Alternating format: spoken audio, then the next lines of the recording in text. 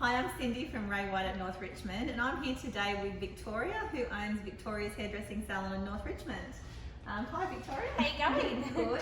So how long have you actually had this salon? How long have you been here? This September coming will be 10 years of having a salon. So yeah. Very good. And how long have you been in hairdressing?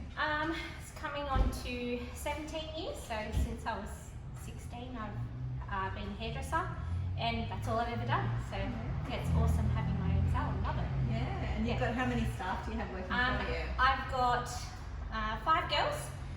One works part-time and the rest are all full-time, and 2 are apprentices. So, okay. Yeah. And what other services do you provide? We also do makeup. We also sell the Napoleon Purtis range, which is the range that we use for our makeup. We offer obviously bridal services, so hair and makeup.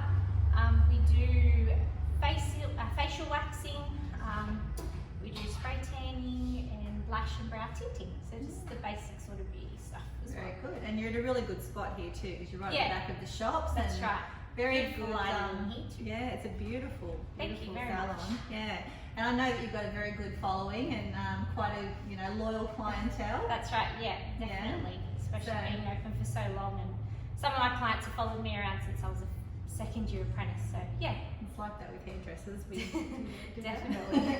So with all of the things that have happened recently with the COVID restrictions, I know that hairdressing didn't actually have to shut down completely, but you made the decision to keep your clients and your staff safe. Definitely. To do that, didn't you?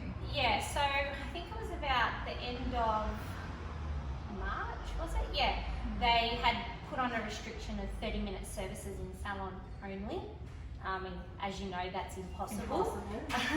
And most women are in a salon anywhere from 2 to 4 hours, depending on the service that they've got booked in for the day. So we basically went into a panic, and I've moved all my clients for that week to come in on the Wednesday before that restriction came in. And then the morning on the way to work, I was listening to the news on the radio, and they lifted that restriction, so it wasn't an issue. So we went from cramming everyone in and doing a crazy day to fit everybody in before the restrictions.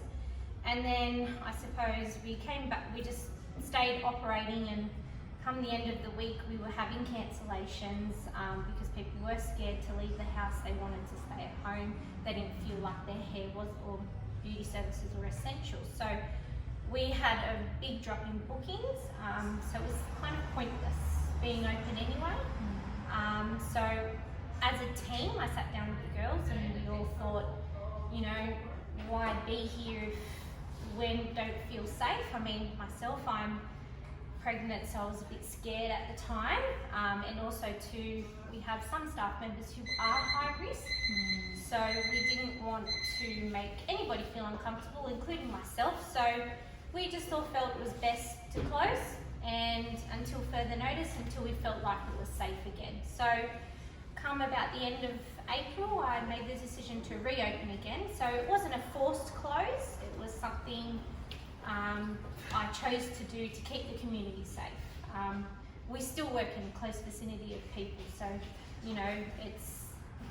it's hard to sort of say, being on top of each other and social distancing, it's kind of a bit hard to do that, to do somebody's hair. So yeah, so we just felt it was best for everybody just to stay away for a little while. So we came back, we reopened on the 4th of May, so that was about a month ago. And yeah, we were flat out, obviously, because everyone wanted to have their hair done. And yeah, so I'm glad I closed. I got commended by most of my clients. Amazing thing to do to make everybody feel safe. So it's a big sacrifice. Yeah, definitely. So and you've managed to keep all of your staff on. Definitely, and like I thank God for JobKeeper. I keep saying that to my clients that I talk to through the weeks, that if I didn't have that, then obviously I wouldn't be able to keep my staff. So so everyone stayed employed through that whole time, and we've definitely slowed down, which we always do this time of the year coming into winter. So so I haven't had an issue with anything like that. So I've been able to keep all the girls on, and that's amazing. Oh, So, that's wonderful. Very exciting news. And also, we know that you've got some things implemented to make sure that you're doing everything that you can. That's right. As people come in the door, taking temperature, making sure people sanitize their hands, and obviously people need to be aware of, you know, if they're not well, to stay home. Of course, yeah. We do have a little bit of a kind of list restriction, so obviously to come by yourself to appointment, don't bring sort of children in here unless, you know, need be. Hand sanitizer, temperature checking, obviously asking the COVID questions that most places are asking. And then disinfecting each station before and after each client. We removed magazines, obviously being that people touch magazines all the time in here. And then we're still offering coffee and tea like normal, we're just doing it in paper cups, and just trying to be super clean and keeping our clients separated as well. So normally we'd have 4 clients in a row sitting quite close. Now we've only got 2, so the in-between stations are free, so the customers feel, I suppose, safe while they're sitting here.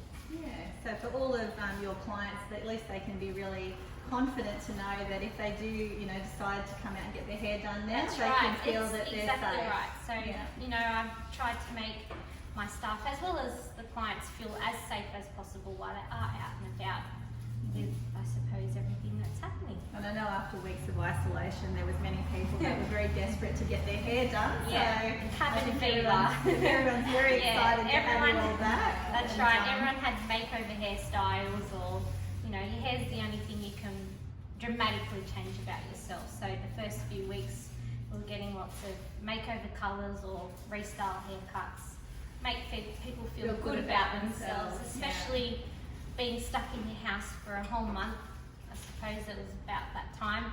Everyone was keen to feel somewhat normal and good about themselves as well. Yeah, that's wonderful. Well, I think that everybody in the community would have been very supportive about your choices, and are very, very happy that everything's back to normal. That's right. So thank you so much for talking to us, and I appreciate it. Congratulations again on your second baby, and hope it all goes well. Appreciate it. So thank you for listening to us today.